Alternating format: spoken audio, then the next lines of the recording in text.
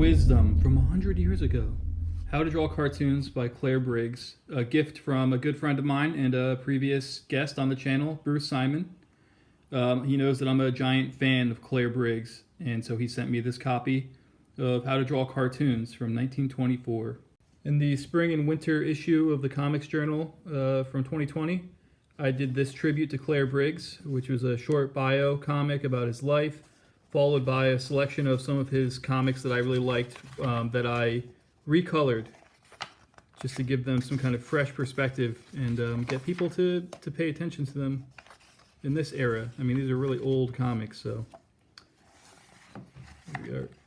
So yeah, I'm a big admirer of Briggs, and I like to try and resurrect his work when I can.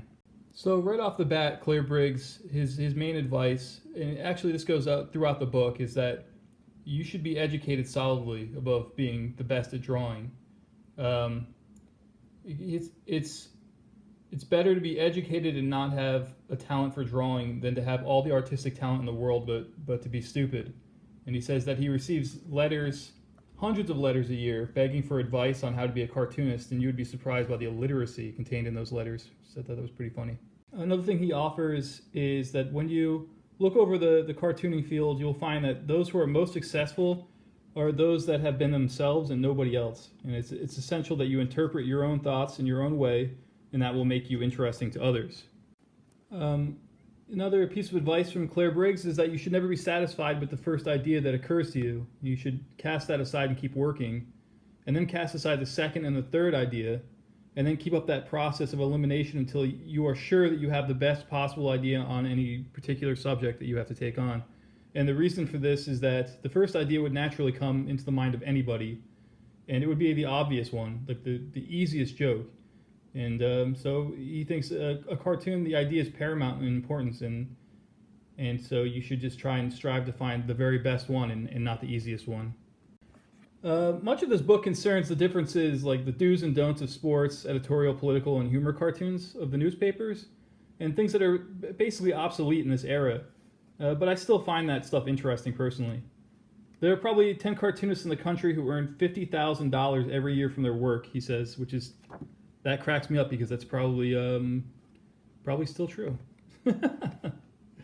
So basically he ends with, live in an atmosphere of drawing and reading, and keep submitting your work to editors because they are the controllers of your destiny, and don't give up if you're trying to be a cartoonist. I mean, now we have different venues, newspapers, I can't imagine, but it's still worth a read, at least for the time capsule sake of it.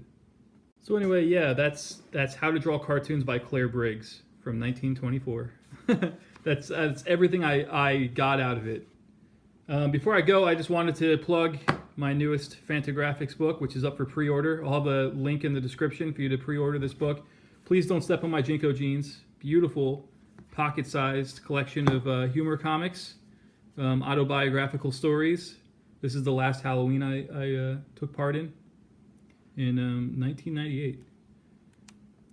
So yeah, it's good. I'm sure it'll entertain you and all your friends. So do me a favor, pre-order it, please, and thanks for watching. Bye.